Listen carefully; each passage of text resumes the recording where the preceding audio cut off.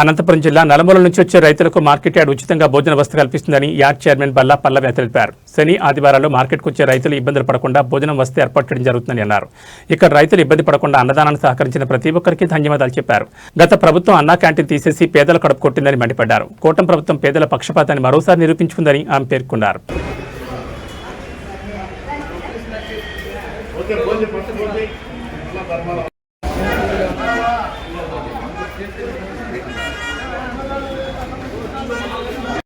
అందరికీ నమస్కారం అండి. ఈరోజు అనంతపురం మార్కెట్ యార్డ్ నందు ఉచిత భోజనాలు రైతుల కోసం ఏర్పాటు చేయడం జరిగింది.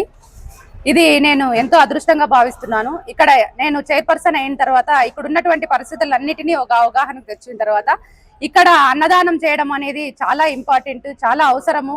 రైతులు తెల్లవారుజామున 3 గంటలకే మార్కెట్లోకి రావడం జరుగుతోంది.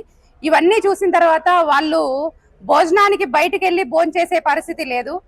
వాళ్ళకి కడుపు నిండా అన్నం పెట్టి పంపిస్తే ఎంతో సంతోషంగా ఇల్లుకు చేరుతారు అనే ఒక గొప్ప సంకల్పంతో నేను ఈరోజు అన్నదాన కార్యక్రమాన్ని స్టార్ట్ చేయడం జరిగింది.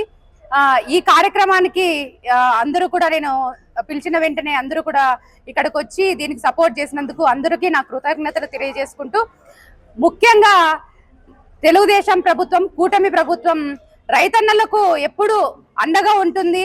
రైతన్నల కష్టాలను ఎప్పుడు గుర్తిస్తూ వాళ్ళకి ఉన్నటువంటి సమస్యలను పరిష్కరించడంతో పాటు మా నాయకుడు చంద్రబాబు నాయుడు గారు ప్రవేశపెట్టినటువంటి అన్ని పథకాలలో అన్న క్యాంటీన్ కూడా ఎంతో గొప్పగా జరుగుతా ఉంది. గతంలో చూసినట్టయితే కడుపు నిండా తినే అన్నాన్ని కూడా గతంలో తీసివేయడం జరిగింది.